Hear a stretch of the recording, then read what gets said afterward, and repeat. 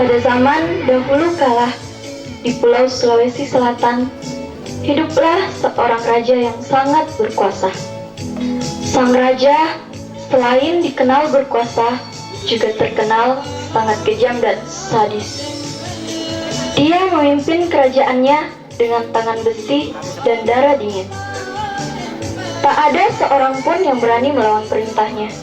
Bila berani, maka hukuman cambuk dan pancung balasannya. Raja ini pun punya satu kebiasaan. Dia rupanya senang sekali menyantap pisang. Setiap hari saat bangun tidur, sang raja akan mencari buah pisang sebagai makanan yang pertama kali dia santap.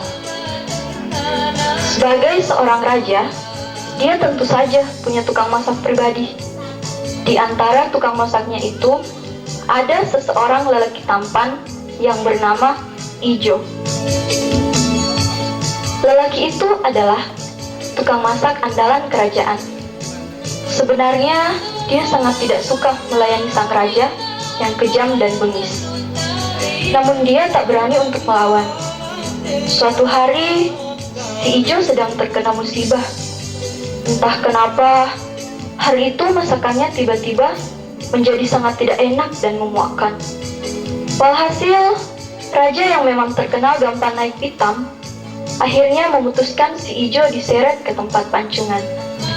Hanya gara-gara sepele sebenarnya. Tapi itulah tabiat jelek sang raja. Ijo berusaha menyelamatkan nyawanya.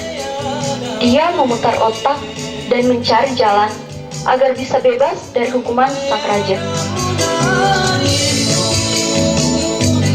Karena tahu kalau sang raja sangat menggemari pisang, Ijo menawarkan kepada raja sebuah resep masakan berbahan dasar pisang yang menurutnya akan mampu membuat sang raja luluh. Penasaran, sang raja memberi waktu kepada Ijo untuk membuat makanan yang dimaksud. Ijo yang sebenarnya tidak punya ide menjadi bingung. Dengan segenap perasaan dan penghargaan, dia berhasil membuat sebuah hidangan dari pisang yang dibungkus kulit tipis, dari tepung serupa kulit dadar, dengan tambahan saus berbentuk flah yang rasanya manis. Dengan hati berdebar, Ijo menyodorkan makanan baru buatannya dengan harapan sang raja menyukainya.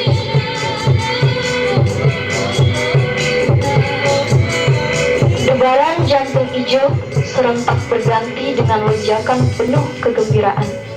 Ketika di luar dugaan, sang raja menyukai makanan hasil kreasinya. Saking sukanya, sang raja kemudian memutuskan bahwa makanan baru itu dinamakan pisang Ijo dan menjadi makanan resmi kerajaan. Ijo pun selamat dari maut. Hal yang paling menggembirakan bagi Ijo dan seluruh rakyat kerajaan adalah kenyataan bahwa setelah itu sang raja berubah menjadi raja yang lemah lembut. Rupanya pisang Ijo yang dibuat dengan penuh perasaan dan harapan itu mampu memikat hati sang raja. Kelembutan saus pisang Ijo turut melembutkan hati sang raja yang sebelumnya keras dan membatu. Semenjak itu, kerajaan hidup dalam ketenangan dan kemakmuran. Pisang Ijo pun kemudian menjadi makanan khas dan bertahan hingga kini. Jatuh.